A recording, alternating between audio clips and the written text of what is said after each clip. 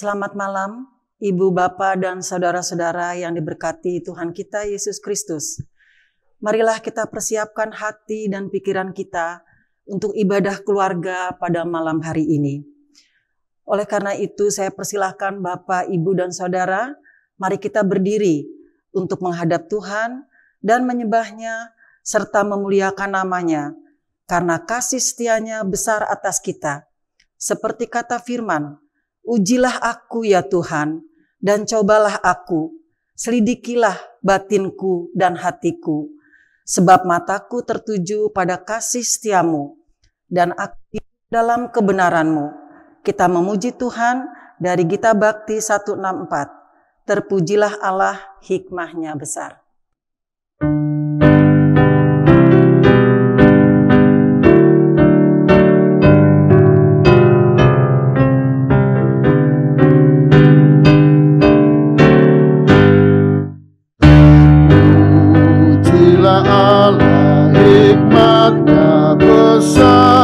Begitu kasihnya untuk dunia cemar, sehingga diberilah putranya kudus, mengangkat manusia serta menebus. Pujilah, pujilah, buatlah dunia bergemar, bergemar, mendengar suaranya. Dapatkanlah Allah demi putranya, beri puji padanya sebab hikmatnya. Ya Tuhan, Allah kami, yang kami sebut dalam nama Tuhan Yesus, kami bersyukur pada malam hari ini kami dapat mengikuti ibadah keluarga. Tuhan Yesus, pada malam hari ini kami juga mau mendengarkan sedikit dari firman-Mu yang akan dibawakan oleh pendeta Ibu Caroline. Pimpinlah Ibu Caroline dalam membawakan firman-Mu ya Bapa. Biarlah firman-Mu dapat menjadi pelita bagi kehidupan kami. Terima kasih Tuhan Yesus, kami serahkan semuanya hanya di dalam nama-Mu. Tuhan Yesus, kami berdoa. Amin.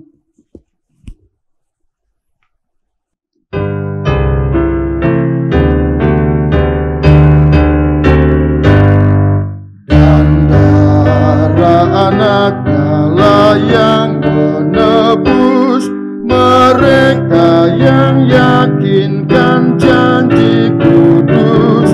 Dosanya betapapun juga keji, dihapusnya dana dibasuh bersih. Pujilah, pujilah, buatlah dunia bergemar, bergemar, mendengar suaranya. Dapatkanlah Allah demi putranya, dipuji padanya sebab hikmatnya.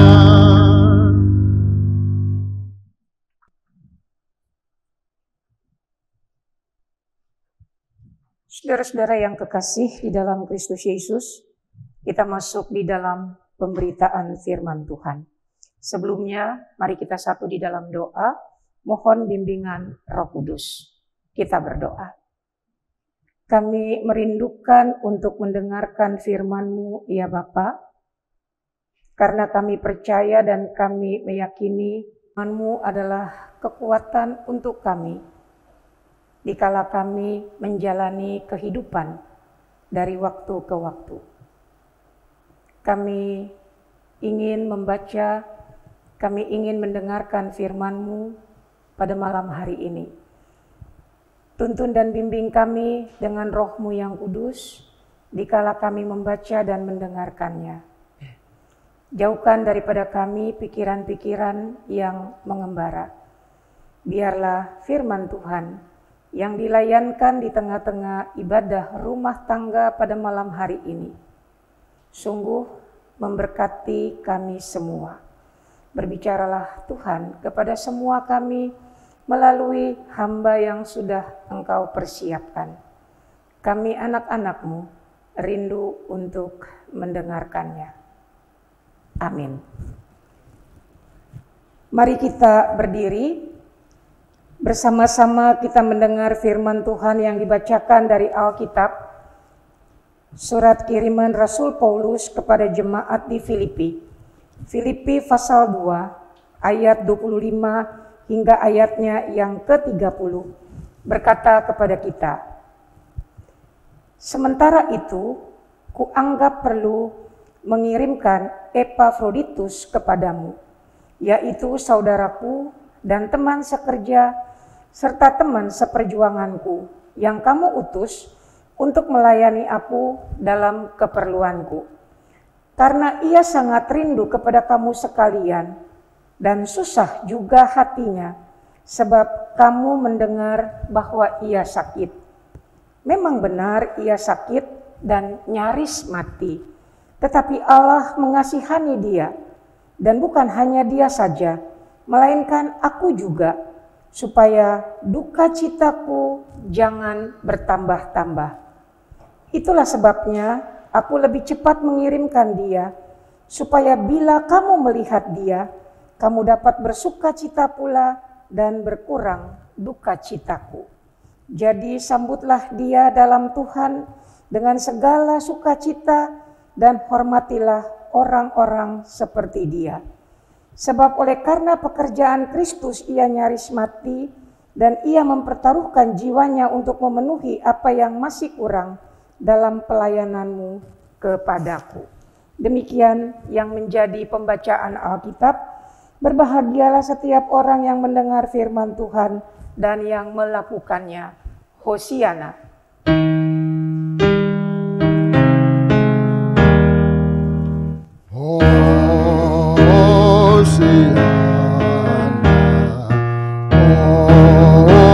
Hosiana, Hosiana.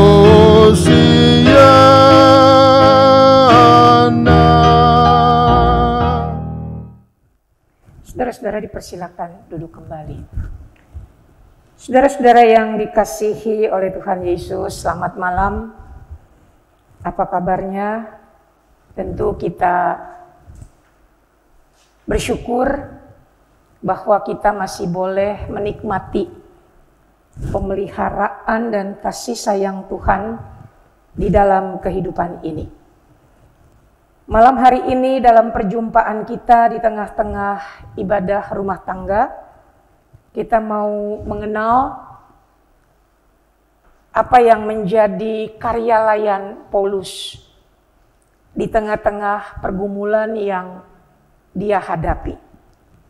Siapa yang tidak mengenal Rasul Paulus dengan karya pelayanannya yang luar biasa? Siapa yang tidak mengetahui sejarah dari kehidupan Paulus yang pada awalnya dia adalah seorang yang anti Kristus. Tapi ketika dia ditangkap oleh Allah, ketika dia dibentuk dan dipersiapkan menjadi alat di dalam tangan Allah, maka Paulus mengalami perubahan yang luar biasa. Dia menyerahkan dirinya total untuk melayani pekerjaan-pekerjaan Allah. Dan itulah yang bisa kita baca karya layan Paulus ketika dia menyurati jemaat-jemaat yang pernah dia bentuk, dia bangun, dia layani. Bagaimana karya layan Paulus yang luar biasa itu. Malam hari ini, sesuai dengan pembacaan dari Sabda Bina Umat, kita membaca tulisan Paulus kepada jemaat di Filipi. Bagaimana situasi kondisi Paulus ketika dia menulis surat yang kita baca pada malam hari ini. Dia berada di penjara. Mengapa dia di penjara? Oleh karena pelayanan yang dia lakukan.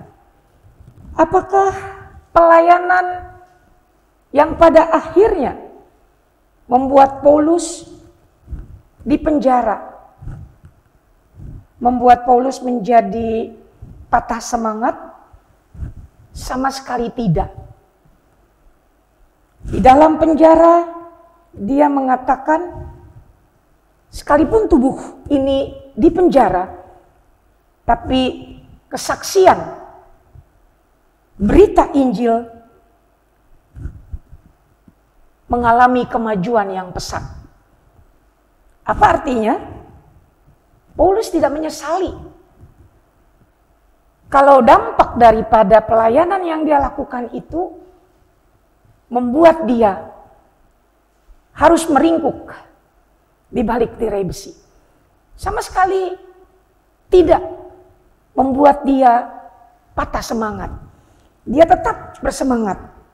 Nah, pada malam hari ini kita membaca bagaimana dalam kondisi dia di penjara, dia harus menyaksikan teman sekerja dia, teman seperjuangan dia, Epafroditus, yang diberikan tanggung jawab untuk melayani Paulus di penjara. Karena seseorang yang di penjara, dia tidak dibiayai oleh penjara, tidak. Tapi seseorang yang dipenjara atau seorang narapidana dalam keberlangsungan hidupnya, dia bergantung pada bantuan orang lain. Kelangsungan hidup Paulus di dalam penjara menjadi tanggung jawab jemaat di Filipi. Dan di antara jemaat yang ada di Filipi, maka Epafroditus, dia menjadi penghubung. Artinya kebutuhan hidup hari-hari dari kehidupan Paulus itu berada di atau menjadi beban dari Epafroditus. Dan pada waktu itu Epafroditus ada di dalam situasi kondisi yang tidak sehat. Dan ini yang membuat Paulus merasa, aduh, dia melayaniku begitu rupa, dia mempertaruhkan hidupnya begitu rupa, dia berada dalam situasi kondisi yang tidak sehat. Keberadaan Epafroditus ini bukan hanya mencemaskan Paulus, tapi juga mencemaskan orang-orang di Filipi, mencemaskan juga jemaat di Filipi. Jadi di dalam kecemasan ada kecemasan yang lain. Tapi apakah mereka putus asa? Mereka menjadi hilang semangat? Sama sekali tidak. Sama sekali tidak. Paulus mensyukuri semua yang dia alami bersama-sama dengan Epafroditus. Dalam situasi kondisi yang sama sekali tidak menguntungkan. Ditambah lagi dengan dia sakit, nyaris mati. Apa yang dikatakan Paulus di dalam suratnya? Allah mengasihani dia. Bukan hanya dia saja, melainkan aku juga.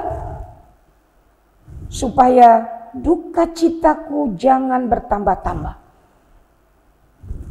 Ayat 28 dikatakan, itulah sebabnya aku lebih cepat mengirimkan dia supaya bila kamu, yaitu jemaat di Filipi, melihat dia, yaitu Epafroditus, kamu dapat bersuka cita pula. Sukacitamu mengurangi duka citaku. Itu kata Paulus.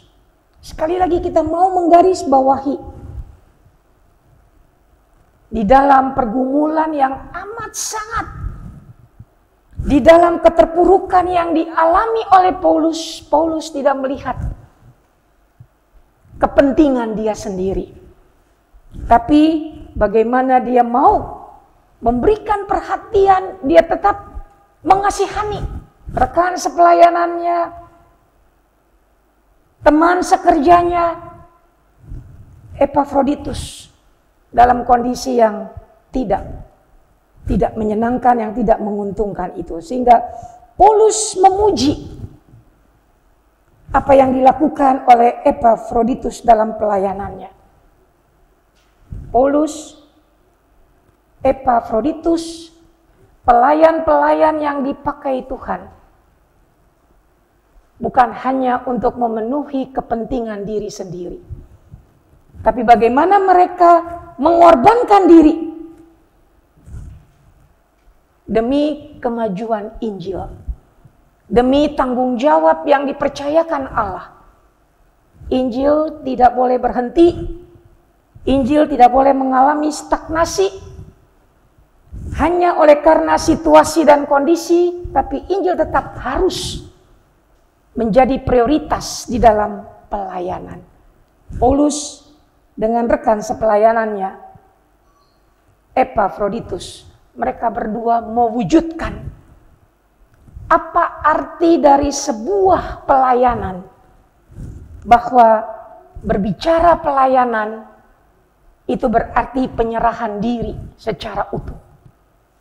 Keteladanan yang luar biasa diperlihatkan oleh Paulus, juga rekan sepelayanannya Epafroditus.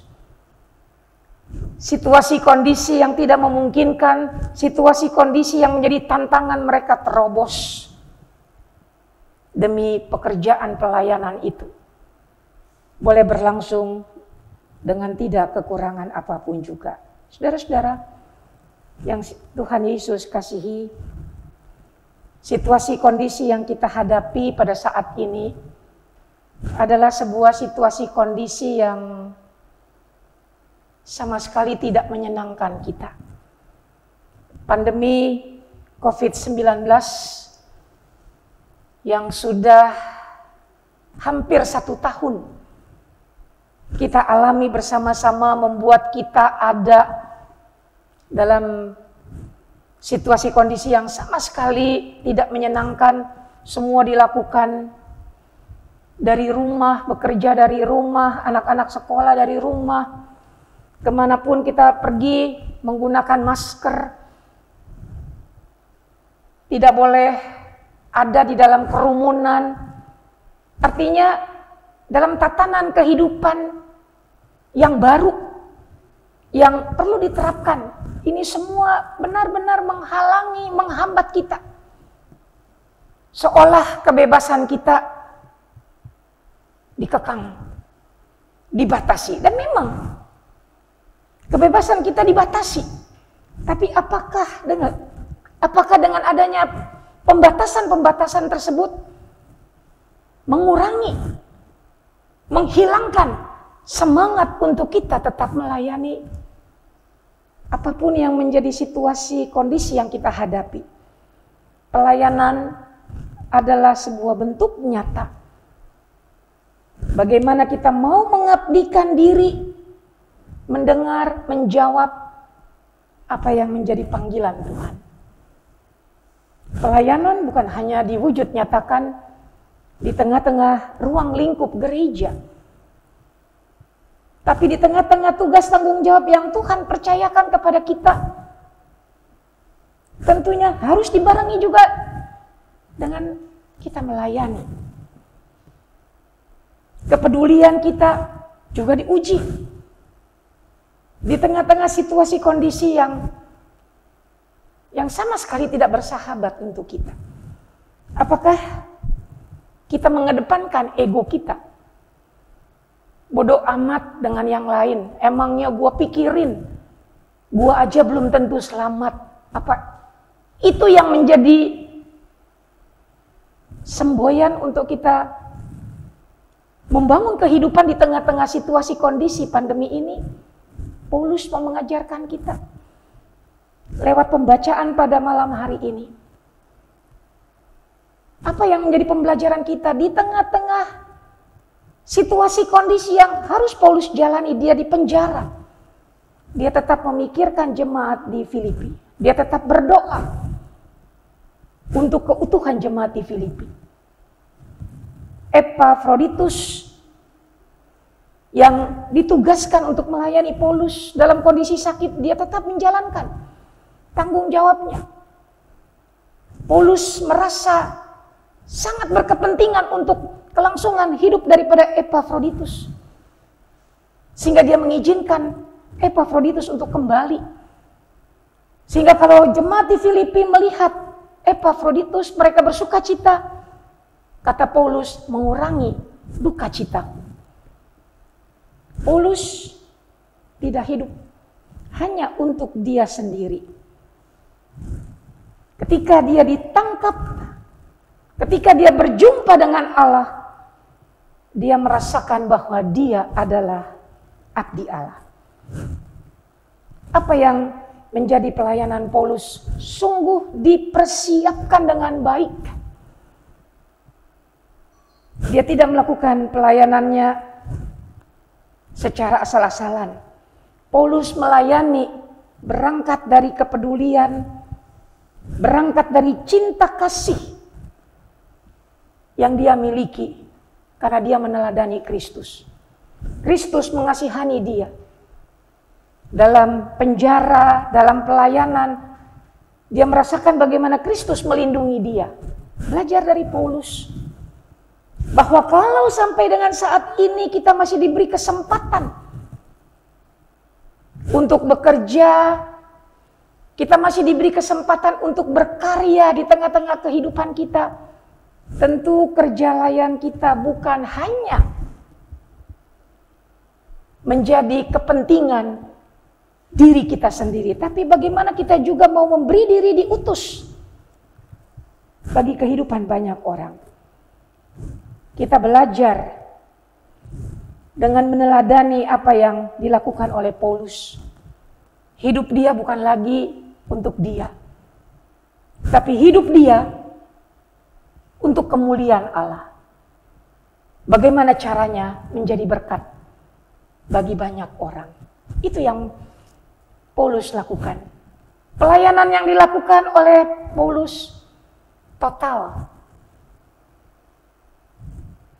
utuh. Dia menampakkan kehadirannya bukan dalam kondisi tertentu, dalam situasi tertentu, dalam semua hal. Bagaimana dia memperhatikan Epafroditus dalam keberadaannya, bagaimana dia tetap bergumul dengan jemaat di Filipi, sementara dia juga bergumul dengan keberadaan dia. Semua dia lakukan di dalam penyerahan diri. Tuhan yang mempercayakan tugas tanggung jawab ini, Tuhan juga yang akan bersama-sama dengan dia. Karena itu, menjalani kehidupan yang Tuhan karuniakan kepada kita, mari kita jalani, kita penuhi, kita isi kehidupan kita itu dengan karya-karya yang memperlihatkan bahwa Allah hadir di dalamnya. Kita mewujudkan kehidupan kita bukan hanya untuk kepentingan kita, tapi bagaimana mewujudkan kehidupan ini juga dengan berbagi dengan saudara-saudara kita yang mungkin tidak seberuntung kita. Di tengah-tengah situasi kondisi pandemi, kita juga menyaksikan bencana banjir yang melanda kehidupan bukan hanya 1-2 orang, tapi hampir sebagian besar. Mereka yang mengalami bencana ini tentu juga perlu mendapatkan sentuhan kasih dari kita.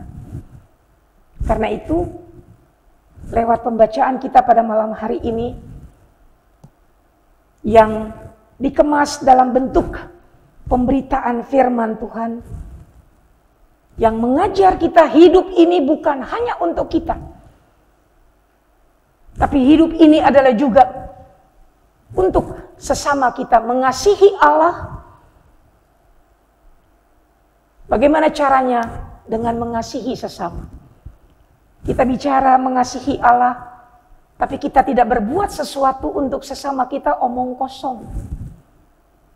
Ketika kita mengatakan kita mengasihi Allah, maka wujud daripada kita mengasihi Allah adalah bagaimana kita mengasihi sesama kita. Pembacaan kita pada malam hari ini mengajak kita semua agar supaya kita boleh lebih peka terhadap lingkungan di mana kita ada dan kita hadir di dalamnya. Pembacaan kita pada malam hari ini juga mau mengajar kita sebagai gereja untuk tidak membangun tembok-tembok yang tinggi.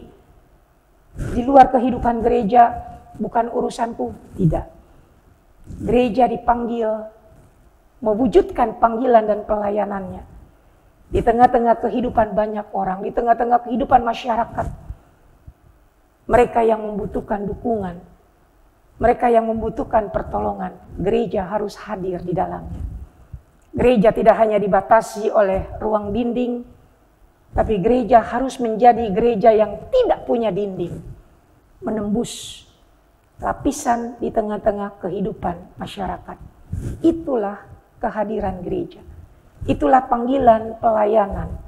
Itulah tugas tanggung jawab kita.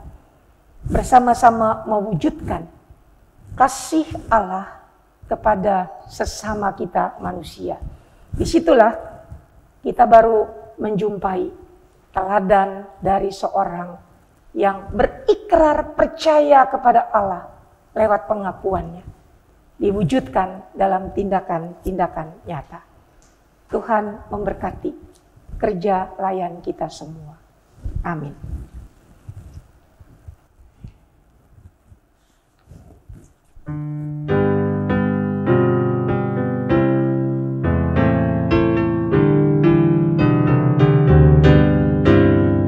Kuasa-Mu dan nama-Mu lah hendak kami sebar, dan karena itu ya Tuhan kami takkan gentar, bagaikan padi segenggam mestilah busuk dipendam, supaya tumbuh dan segar di panas surya memekar.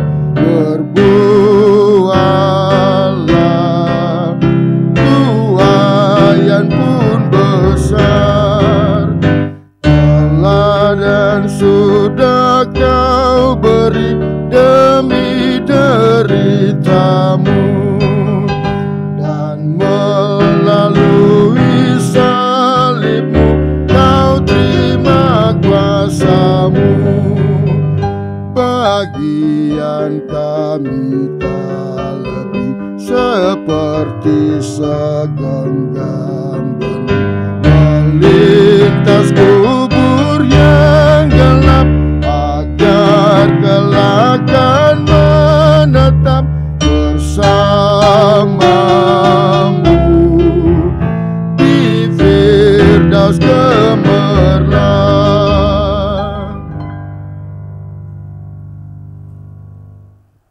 Mari kita satu di dalam doa syafaat. Kita berdoa. Sungguh kami mengucap syukur kepada-Mu Tuhan. Perjalanan kehidupan kami yang diwarnai dengan berbagai tantangan dan pergumulan, kami lalui semuanya itu di dalam pertolongan dan kasih sayang Tuhan.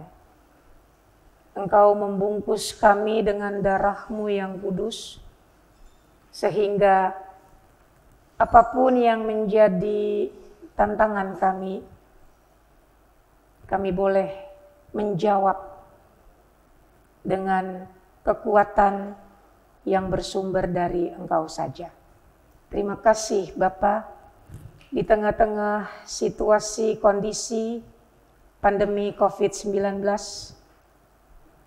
juga ditambah dengan pergumulan kami, dengan bencana banjir yang melanda kehidupan kami semua, kami merasakan bahwa kekuatan kami terbatas. Kami tidak dapat menjawab semua pergumulan ini. Kami hanya berserah ke dalam tangan pengasihan. Kiranya Engkau memampukan kami untuk kami dapat melewati tahapan-tahapan di dalam kehidupan ini. Kami ingat mereka yang terimbas dengan pandemi COVID-19 ini, mereka yang masih berada di dalam perawatan, pemulihan, Engkau tolong mereka semua. Tumbuhkan pengharapan di dalam kehidupan mereka. Mereka boleh melewati masa-masa yang sangat tidak menyenangkan ini. Keluarga-keluarga yang mengalami kedukaan berkenaan kehilangan orang-orang yang mengasihi akibat dari COVID-19 ini, Tuhan juga memberikan penghiburan. Kami percaya dan kami meyakini apa yang Kau rancangkan bagi kehidupan kami semua adalah rancangan yang terbaik. Kami terima semua rancangan-Mu ini Tuhan, tentu dengan pengharapan Engkau menolong kami. Engkau menguatkan kami semua. Juga saudara-saudara kami yang terkena musibah banjir, Engkau juga berikan semangat. Banjir bukanlah akhir dari segala sesuatu yang Kau persiapkan bagi kami. Tapi banjir adalah cara Tuhan mengingatkan kami untuk bagaimana kami memelihara alam ciptaan-Mu ini dengan penuh tanggung jawab. Peristiwa banjir mengingatkan kami untuk kami mau memberlakukan kasih sayang kami bukan hanya kepada sesama manusia, tapi juga kepada ciptaan-ciptaan-Mu yang lain. Kami dipanggil untuk merawat alam semesta ini dengan segala kemuliaan di dalamnya. Terima kasih Tuhan. Pengalaman-pengalaman hidup yang kami terima ini mengajar kami banyak hal. Bahwa hidup kami bukan hanya untuk kami sendiri. Tapi hidup kami adalah berbagi. Sebagai wujud dari pernyataan iman kami. Kami mengasihi Engkau lewat mengasihi sesama kami. Terima kasih Tuhan. Kami mau belajar banyak dari pengalaman-pengalaman hidup ini. Tolong kami, mampukan kami. Untuk kami bisa menjadi pelaku firman yang bertanggung jawab. Kami ingat ibu-ibu janda. Kami ingat anak-anak yatim piatu. Kami ingat orang tua kami. Kami ingat semua mereka yang berada dalam proses pemulihan. Kami ingat semua keluarga-keluarga di tengah-tengah kehidupan jemaat Efata. Berkati kami semua. Bersama-sama kami mau membangun tubuh Kristus melalui talenta yang Tuhan berikan kepada kami. Para presbiter, pelkat, komisi, panitia, semua kami, krisis center, yang bersama-sama mau mewujudkan langkah-langkah yang akan kami tempuh, menjawab tantangan-tantangan ini. Tolong kami semua, agar apa yang kami rancangkan, apa yang kami wujud nyatakan, menjadi tepat guna bagi banyak orang. Terima kasih Tuhan Yesus, Engkau masih mempercayakan kami tugas panggilan di dalam pelayanan ini. Kami berdoa bagi pekerjaan-pekerjaan kami yang mungkin di tengah-tengah pandemi COVID-19 ini kami mengalami pengurangan di dalam penghasilan, atau mungkin juga kami tidak mendapatkan penghasilan, Engkau Maha Kaya. Engkau mau melengkapi apa yang menjadi kebutuhan hidup kami. Kami berdoa bagi anak-anak kami yang sementara mempersiapkan diri untuk mengikuti ujian-ujian akhir yang akan dimulai pada bulan Maret. Berkati anak-anak kami dengan persiapan-persiapannya. Mereka yang menjalani pembelajaran jarak jauh yang mungkin mengakibatkan kebosanan, tolong mereka Tuhan, agar mereka juga boleh setia dengan tanggung jawab mereka di bangku pendidikan. Kami berdoa bagi gereja-gerejamu yang juga bergumul dengan situasi kondisi saat ini. Berkati gereja-gerejamu. Biar gereja-gerejamu tetap hadir, tetap menjadi teladan di dalam pelayanan. Berkati gereja-gerejamu, agar dalam panggilan dan pengutusannya, mereka tetap mengedepankan cinta kasih Allah yang ingin diwujudkan bagi sesama. Khusus bagi kehidupan jemaat Efata dengan semua pergumulannya. Engkau memberkati jemaatmu ini. Biarlah jemaatmu ini tetap terbuka, melayani banyak orang, seturut dengan panggilan, pengutusan yang Tuhan percayakan bagi jemaat Efata. Majelis Sinode dengan semua pergumulannya, kami juga letakkan di dalam tangan pengasihan-Mu. Engkau memberkati fungsionaris Majelis Sinode dalam menyikapi situasi kondisi terkait dengan pandemi virus COVID-19 ini. Terima kasih Bapa, kami berdoa bagi bangsa dan negara kami. Berkati para pejabat pemerintah dari yang paling tinggi sampai yang paling rendah, yang berada di pusat ibu kota negara sampai yang berada di daerah-daerah terpencil. Hikmat kebijakan kearifan Tuhan mewarnai tugas panggilan mereka. Terima kasih Bapa. Kami berdoa untuk semua yang mengikuti ibadah rumah tangga pada malam hari ini. Engkau mengenal kami dengan kebutuhan hidup kami. Berkati kami. Buatlah hidup kami selalu menceritakan kemuliaan Tuhan di dalamnya. Ampuni salah dosa yang kami perbuat melawan kehendak-Mu. Dengar dan sambut doa kami yang kami alaskan di dalam satu nama, Yesus Kristus yang telah mengajar kami berdoa. Bapa kami yang di sorga, dikuduskanlah nama-Mu. Datanglah kerajaan-Mu, jadilah kehendak-Mu di bumi seperti di sorga. Berilah kami pada hari ini makanan kami yang secukupnya. Dan ampunilah kami akan kesalahan kami, seperti kami juga mengampuni orang yang bersalah kepada kami. Dan janganlah membawa kami ke dalam pencobaan, tapi lepaskanlah kami daripada yang jahat. Karena Engkaulah yang mempunyai kerajaan dan kuasa dan kemuliaan sampai selama-lamanya.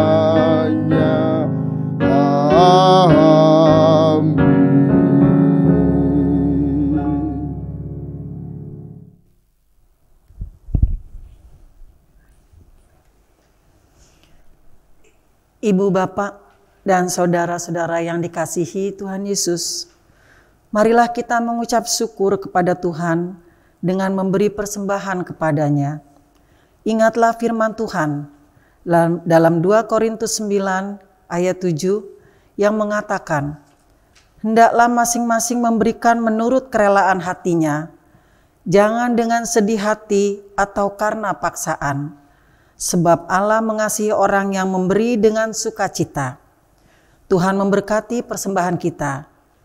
Kita menyanyikan dari Gita Bakti 236, Luapkan Hatimu.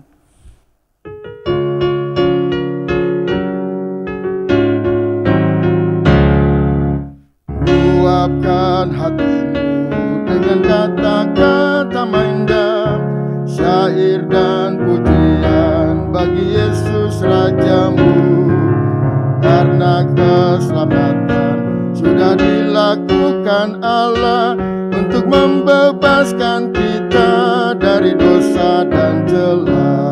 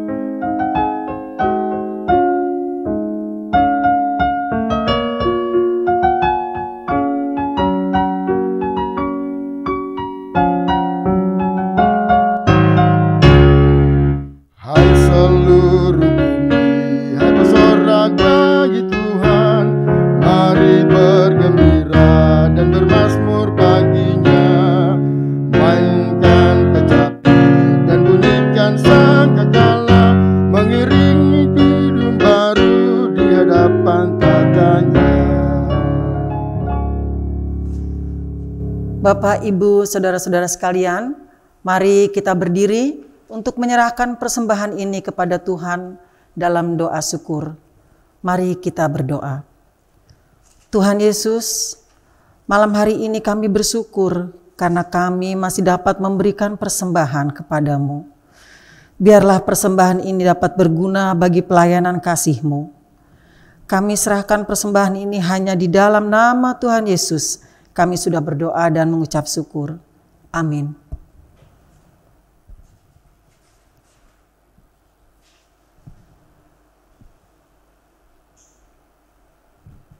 Saudara-saudara, kita tiba di penghujung ibadah rumah tangga pada malam hari ini.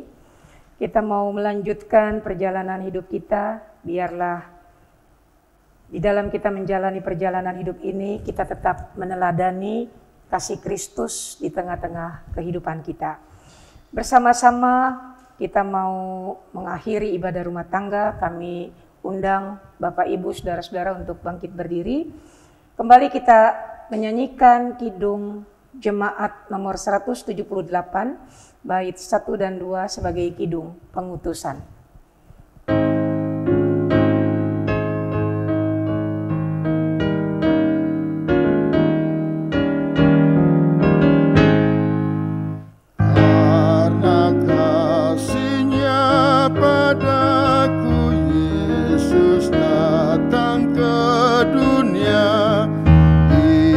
Telah memberi hidupnya gantiku yang bercela.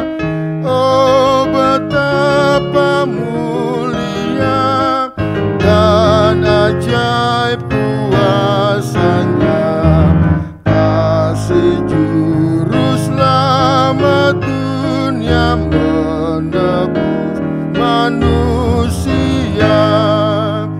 Dengan sabar dan nikmatnya Yesus pimpin hidupku. Firman dan kebenarannya itulah peganganku.